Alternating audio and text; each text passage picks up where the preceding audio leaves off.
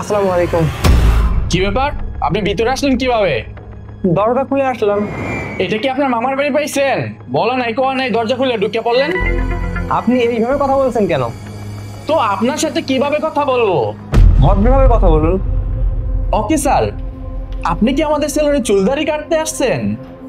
ও, আমি তো ভুলেই গেছি, আপনি তো হুজুর, আপনি তো চুলদাড়ি কাটেন না, গ্রামের খ্যাত লোকজন। এক্সকিউজ মি, আমার চুলদাড়ি অলরেডি কাটাই আছে। আপনি এইভাবে অপমান করে কথা বলবেন না। হুজুর বলে কি আমরা মানুষ না? চুলদাড়ি কাটা আছে তা তো দেখতেই পারতাছি, ফুটপাত থেকে কেটেছেন তাই না?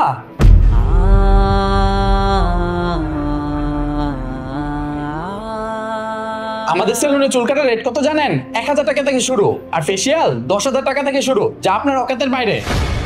আপনি কিন্তু বাড়াবাড়ি করছেন। এইটা আবিরের সেলুন না? আবিরকে ডাকুন। হ্যাঁ, এটা আবির স্যারের সেলুন, কিন্তু আপনি আবির স্যারের নাম ধরছেন কেন? আবির আমার ছোটবেলার ফ্রেন্ড। হোয়াট? আপনার মাথা ঠিক আছে? আপনি জানেন আবির স্যার কত বড় বিজনেসম্যান? হ্যাঁ, আমি সবই জানি। ওর সাথে আমার একটু কাজ ছিল, এজন্য এসেছিলাম। ও আচ্ছা, আপনি জাকাত ফিরতে নিতে আসছেন তাই না? Mind your language.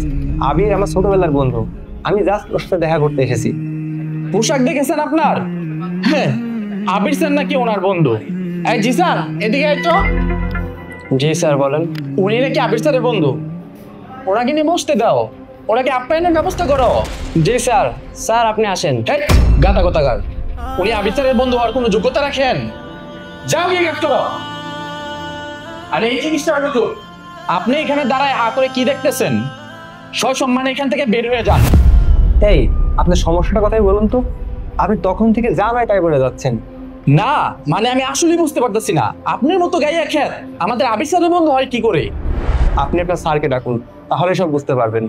Sorry, Abir sir এখন অফিসে নেই, আপনি অন্য টাইমে আসতে পারেন। অফিসে নেই মানে? আমার সাথে তো একটু আগে কথা হলো, বলুন অফিসেই আছি। আমি এবার ড্যাম শিওর আপনার মাথায় কোনো সমস্যা আছে। শুনেন মিস্টার, আমাদের আবির স্যার 2 ঘন্টা আগে বের হয়ে গেছে। আপনি এখান থেকে চাইবেন না গাড়ি ধাক্কা দিয়ে বার করে দেবো? যান এখান থেকে। এই, আচ্ছা দাঁড়ান, আমি এখনই আবিরকে একটা ফোন দিচ্ছি, তাহলে সব ফয়সালা হয়ে যাবে। কে বন্ধু, তুই এসে পড়েছিস? আরে হ্যাঁ, আজকে কখন থেকে এসে বসে আছি। তুই কোথায় ছিলি? এই তো বন্ধু, আমি তোর পাশেই ছিলাম। তাহলে আমাকে ফোনে মিথ্যা বললি কেন যে তুই অফিসে আছিস? এই রে, এ তো দেখছি সত্যি সত্যি আবির স্যারের বন্ধু। আমি তো ওনার সাথে অনেক মিক্স বিহেভ করেছি, উনি যদি আবির স্যারকে বলে দেয় তাহলে তো আমার চাকরিটা শেষ। আচ্ছা যা, তোকে ওয়াদা করতেছি তারপর থেকে আর মিথ্যা কথা বলবো না। আর তখন যা যা হয়েছে সবকিছু আমি সিসি ক্যামেরার মধ্যে বসে বসে দেখেছি। আপনি জানেন ও শুধু আমার বন্ধু নয়, ওই আরব দেশের অনেক বড় বিজনেসম্যান। সরি স্যার, আমার ভুল হয়ে গেছে। এক ভুল দুইবার হয় কিভাবে? আচ্ছা বাদ দে, উনি হয়তো ব্যাপারটা বুঝতে পারে নাই। আর আমারও এইভাবে আসাটা উচিত হয়নি। আসলে সৌদি আরব থেকে ফিরে বাসার দিকে যাচ্ছিলাম, তো সবার আগে তো তোর সেলুনটাই পড়ে। আরও তোর সাথে দেখা করে যাই, তাই তারা হয়তো চলে এসেছি। আসলে আমারও একটু রেডি হয়ে আসার দরকার ছিল। আর এটা কোনো ব্যাপারই না, তুই বাইরে থেকে আসছিস, পোশাক আলাদা থাকতেই পারে। আর সম্মান কি মানুষের পোশাকে লেখা থাকে? আর তুই কিছু জানিসই না, ওর ব্যবহারই এরকম। আর আমাদের দেশে কিছু মানুষ রয়েছে যাদের হুজুর দেখলে চুলকানি ওঠে। এই শুনেন, আজকের পর থেকে আমার সেলুনে আর আপনার চাকরি করতে হবে না। স্যার, এমনটা করবেন না স্যার, আমি অনেক বিপদে পড়ে যাব।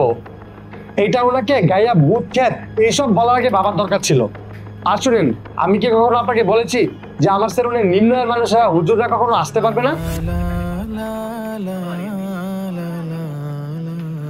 আরেকটা কথা কান করে শুনে রাখুন, পোশাক দেখে মানুষকে জাজ করা বন্ধ করে দিন। আর হুজুরদেরকে দেখে আর স্মার্ট খ্যাত করা বন্ধ করুন। কি হলো, এখন দাঁড়িয়ে আছেন কেন? যান এখান থেকে, আপনার মতো ম্যানেজার আমার কোনো দরকার নেই, যান। বন্ধু শোন, এইসব নিয়ে তুই কোনো টেনশন করিস না, হয় এরকম। আচ্ছা সমস্যা নেই। তাহলে আমি লাঞ্চ করবো, আমার খাওয়ার ব্যবস্থা কর। ওকে ঠিক আছে। La la la la la la la la